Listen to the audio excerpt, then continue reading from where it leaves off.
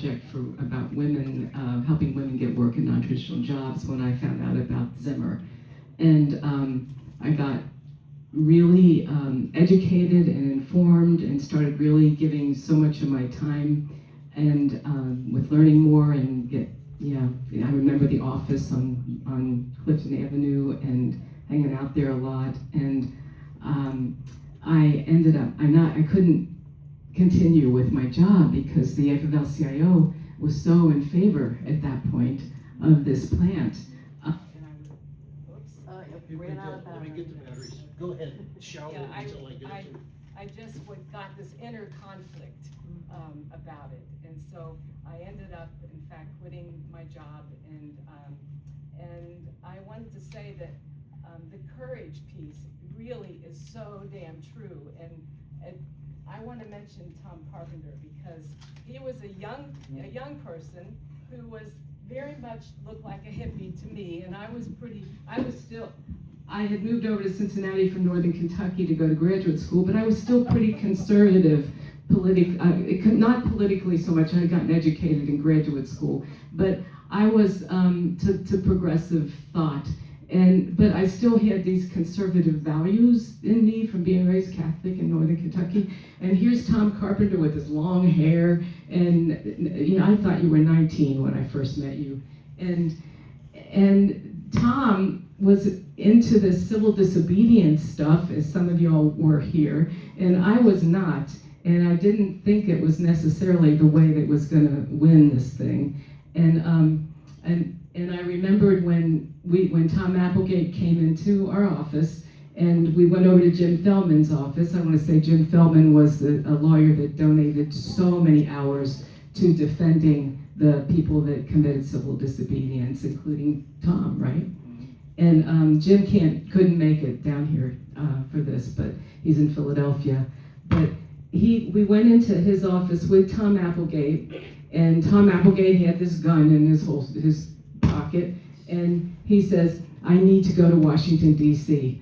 And he said, "And I need a ride." And Tom says, "I'll take you."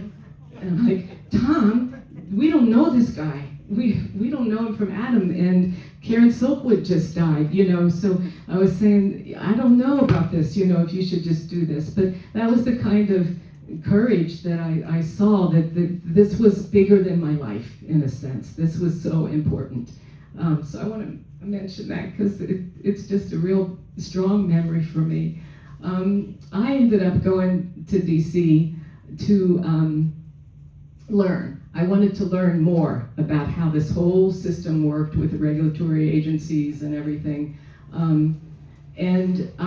Before I finish that, though, I want to say the other thing that people had brought up, and Tom Devine, you too, just about the idea that people working together, and it was coalition building.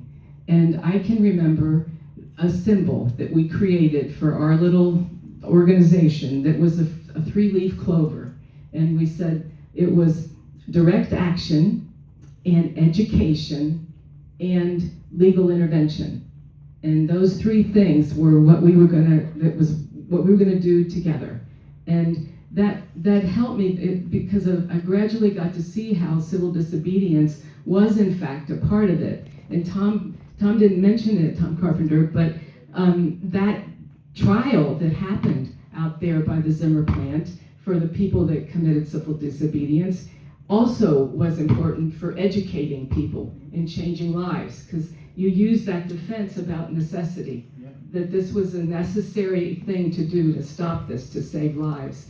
And people on the jury were local people, older women, who wouldn't have been normally at all interested in what these young hippie types were doing. But man, did they listen, and they got educated, and it helped to turn the community around, that trial.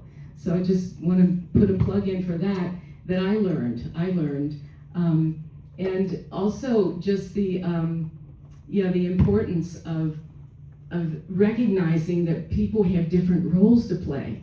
So my role was more education and organizing, and another thing that was really helpful for that was, one of the things we did was create a full-page ad in the Cincinnati Enquirer, and educating. It was about the plant, but we did it as we had to raise $1,200 to pay for that ad, and so it was an organizing tool.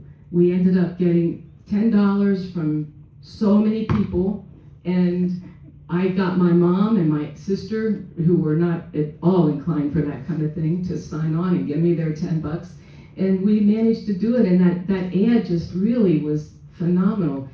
It's one of the things we're missing with a strong local newspaper that everybody's reading, because it really did help a lot.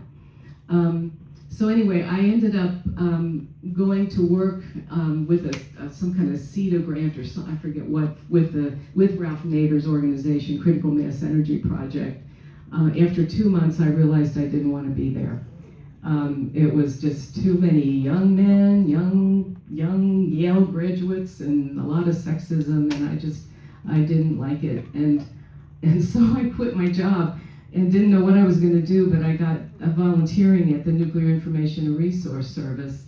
And after probably just a few weeks, Betsy Taylor, who was the director at the time, and a phenomenal woman, and it happened to be all women at the time at that organization, and I have to say it was really nice.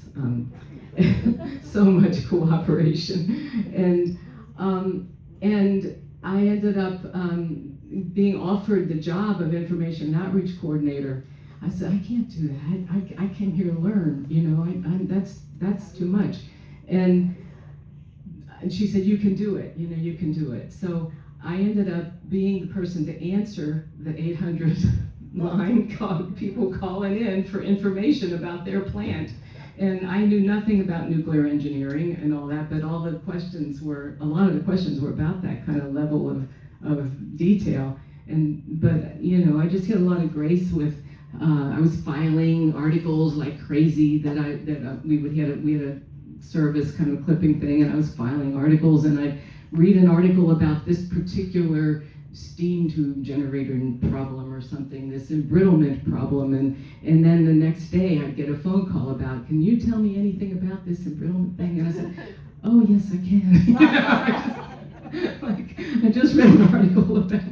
It's called Just in Time. Just in time, yeah. I was flying by the seat of my pants all the time, but it seemed to work a lot, It's like one of my early experiences of real grace.